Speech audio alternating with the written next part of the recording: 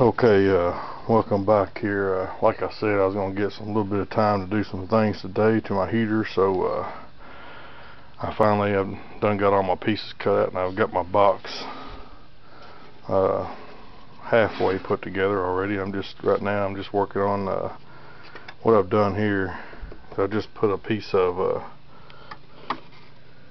flashing in there, just some old scraps that I had,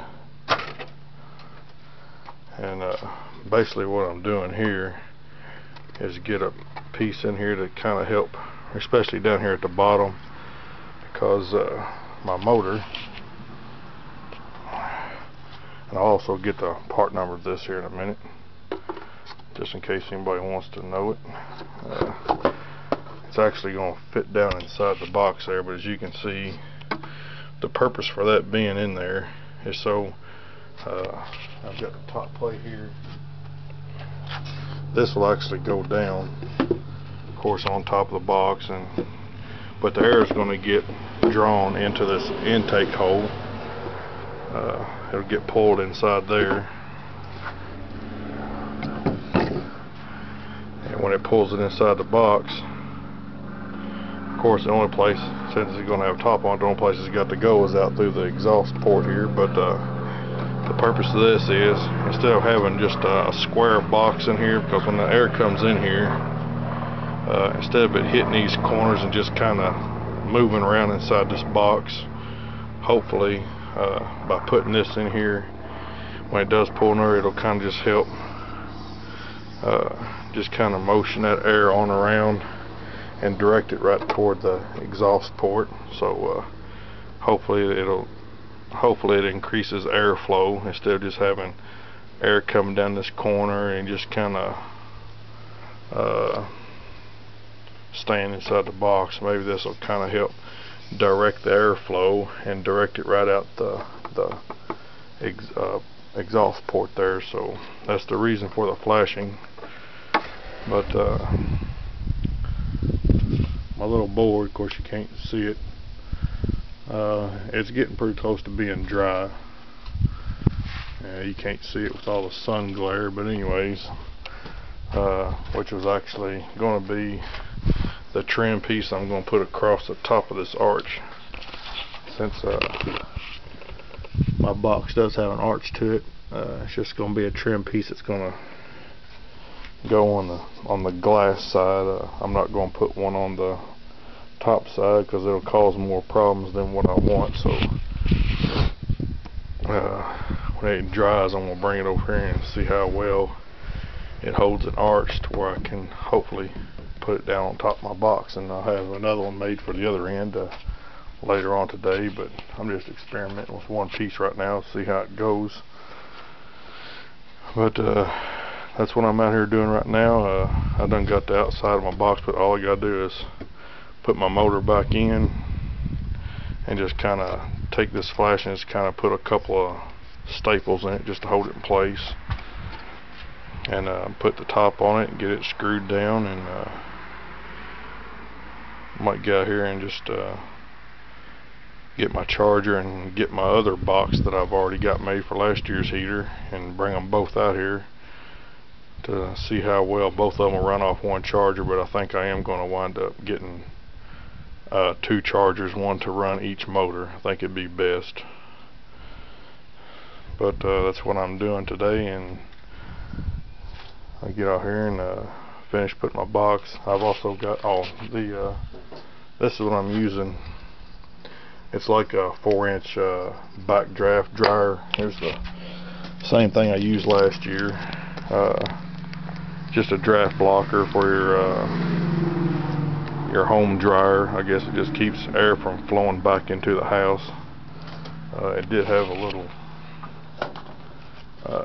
this right here, it was stuck down inside there, so when air does flow, it only opens up one direction. So if you got a backdraft into your house, it would close and keep that air from coming back into your house.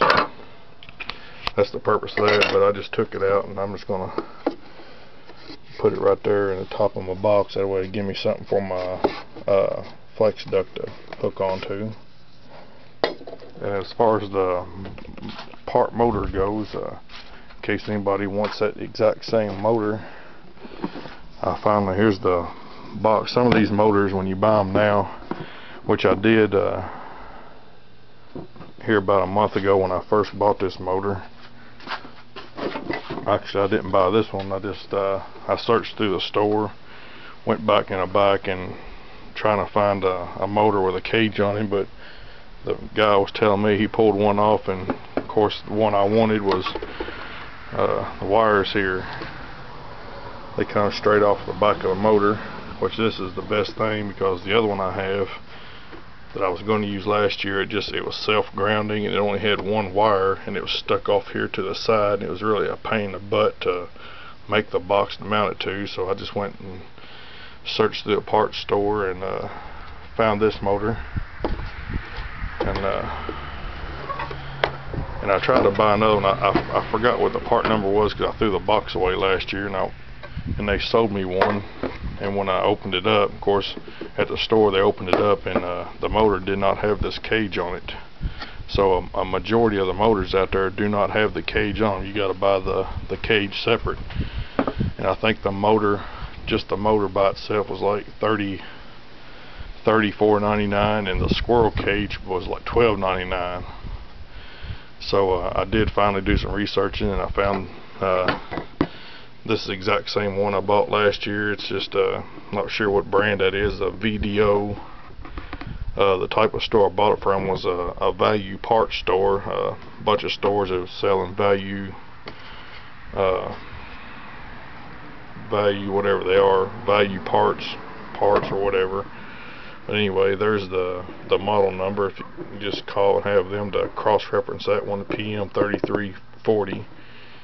And it comes with the squirrel cage on it, and and this whole outfit is only I think it's $35.99 for the motor and squirrel cage. So actually, by buying this one, you're saving yourself about $13-14. So that's the part number off of it, and it's just a plain white box. Just got one sticker on the front of it, but that's the part number right there, the PM3340. Just have them to cross-reference that number, and make sure you get one that's got the squirrel cage already on it, because if not, you're going to have to buy this separate, and it is kind of costly. So I'll get in here and I'll get my top put back on it, get my motor mounted back in, top back on it, get my insert put in, and I will have to. I had to go back and tear last year's box apart. I don't know if you can see that. This little insert overhangs. I'm going to trim it off so it'll keep. I had to trim a little bit of this outer lip off because it does hang down below the inside. That way air won't be hitting it, bouncing back off and staying inside the box. It'll come on out the port like it should. And I did find out when I did that last year, you do get better airflow, so that does help by trimming that off. So I'll get off here and get this put back together and get everything tacked in place, and we'll go from there. Thanks for watching.